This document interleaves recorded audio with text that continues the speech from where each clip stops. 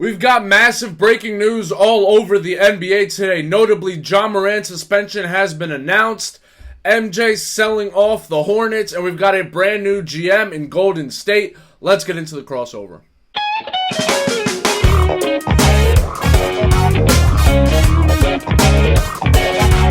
Ja Morant has recently been a main talking point of the NBA for all of the off-the-court issues that he's been having as of late. We knew that a suspension for him was imminent. We knew he would be suspended for a certain amount of time, but didn't know how much. Adam Silver announced that he wanted to make the decision after the finals had been concluded. So yesterday, the Denver Nuggets had their parade celebrating their NBA championship. And today we get the official suspension for Ja Morant. And the decision from Adam Silver and the NBA was 25 games. Now, personally, I think that this is a little bit low. I think it's just another slap on the wrist for Ja Morant. There was talks about it being a toy gun, and the NBA said that they had some information that they hadn't released to the public. I don't know whether it was a toy gun, whether it was not. But being that this is the second offense, and that apparently Ja Morant and Adam Silver were under some sort of agreement that this could never happen in the future. 25 games, about 30% of the season. Ja Morant's going to be back by December. Does anybody really even pay attention to the first 20, 25 games of the NBA season? Not really. The NFL will be around during that time, so nobody's really paying attention to the NBA at that point. So I feel like this is just a little slap on the wrist.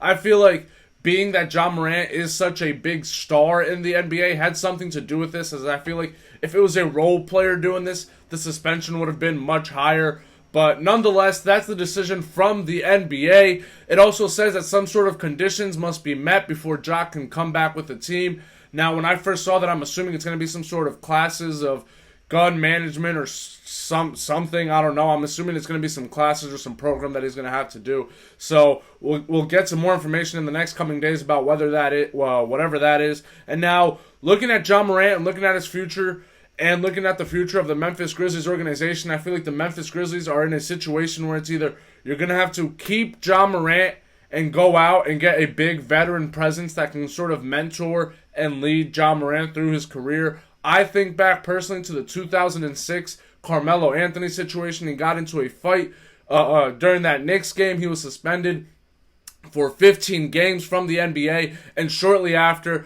the Denver Nuggets went out and got a big veteran presence in Allen Iverson, who was, I believe, 31 at the time, to come in, sort of mentor Carmelo Anthony, help them out, obviously, during those 15 games where Melo wasn't going to play, and then go on to mentor Carmelo Anthony. So you either have to bring in a good veteran presence to lead Ja Morant and to help him out in his career, or you have to deal him somewhere else.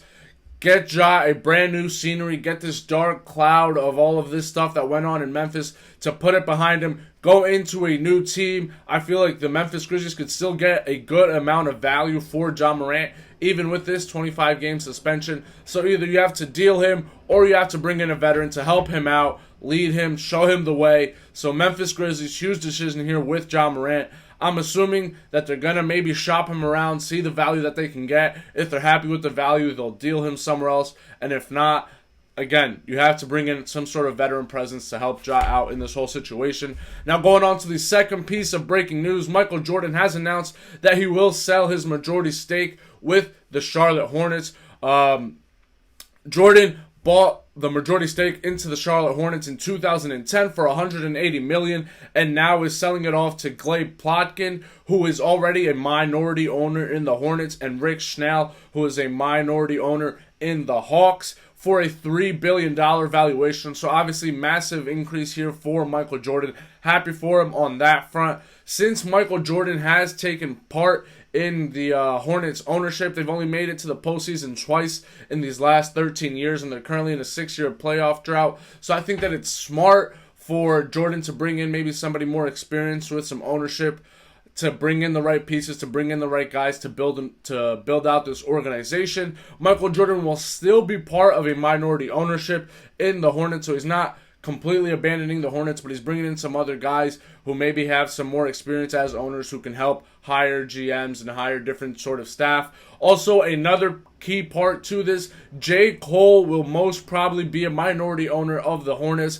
which I'm so happy for J. Cole, being from North Carolina, the fact that he put North Carolina on the map, that he's repping them all the time. I'm so happy for J. Cole. Obviously his childhood team, and now he's a minority. He's going to be a minority owner of the Hornets. So shout out to J. Cole for doing his thing. And last piece of information here that we got today, Golden State Warriors are elevating Mike Dunleavy Jr. to GM, and Bob Myers is stepping down. Bob Myers obviously with 4 titles there with the Golden State Warriors, but the Golden State Warriors now looking to sort of lead into this new generation and kind of rebuild off of that massive team that they had that obviously accomplished so much in the NBA. And now Mike Dunleavy is going to be at the head for the Golden State Warriors, trying to lead them into this new generation. So shout out to him. All of the best of luck to him. And that is the stories that we have today in the NBA. Ja Morant, 25 games. Is it too much? Is it too little? Let me know down in the comments below.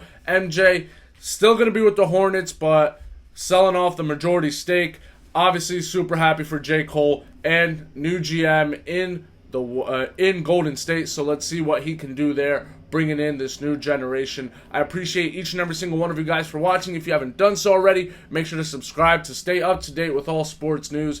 Drop a like, and again, comment down below, Ja, too much, too little, and I'll catch you guys on the next one. This has been The Crossover.